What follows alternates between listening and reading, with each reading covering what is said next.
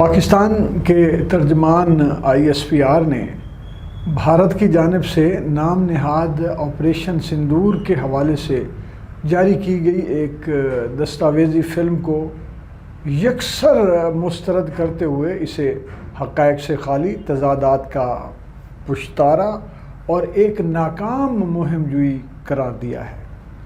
پاکستان کی مسلح افواج کے شعبہ تعلقات عامہ کا کہنا ہے کہ بھارت نے معرکہ حق میں اپنی شکست کو چھپانے کے لیے ایک جعلی اور بالی ووڈ طرز کی داستان تیار کی ہے۔ ترجمان کے مطابق اس دستاویزی فلم میں پیش کردہ بیانیہ نہ صرف تاریخ کو مسخ کر رہا ہے بلکہ اس میں بنیادی تضادات بھی پائے جاتے ہیں۔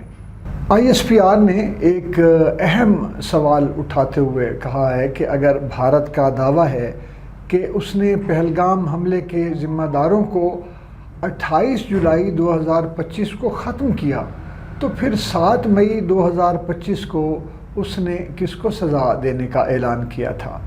اس کے علاوہ 100% کامیابی کا دعویٰ بھی اپنے عسکری ریکارڈ سے متصادم ہوتا ہوا دیکھ لیں۔ پاکستانی فوج کے مطابق معرکہ حق کے دوران پاک فضائیہ نے 8 بھارتی جنگی طیارے مار گرائے، جبکہ آپریشن بنیانم مرصوص میں فتح میزائلوں اور ڈرونز کے ذریعے 26 بھارتی اہداف کو نشانہ بنایا گیا۔ ISPR نے یہ بھی کہا ہے کہ بھارتی قیادت نے خود بھی پاکستان کی میزائل اور ڈرون سرگرمیوں کا یا صلاحیت کا اعتراف کیا ہے، لیکن اس کے باوجود وہ اپنی ناکامی کو فتح قرار دینے پر مصر ہیں۔ ترجمان کا کہنا ہے کہ جنگ بندی کا عمل دونوں ممالک کے DGMOs کے رابطے سے طے پایا، جسے یک طرفہ فتح قرار دینا مضحکہ خیز ہے۔ ISPR نے واضح کیا کہ پاکستان کو اپنی کامیابی کے لیے کسی جھوٹی داستان گوئی کی ضرورت نہیں، بلکہ بین الاقوامی برادری کا پاکستان کی عسکری برتری کا اعتراف اور اس کا تسلیم کرنا وہ دنیا پر واضح ہے۔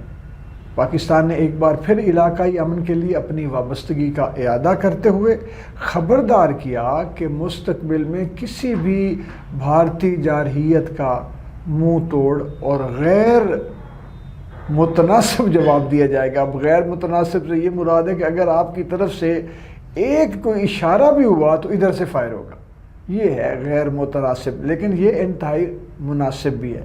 یہ غیر متناسب مگر مناسب جواب ہے۔ فرحت عباس شاہ، سونو FM 89.4 لاہور۔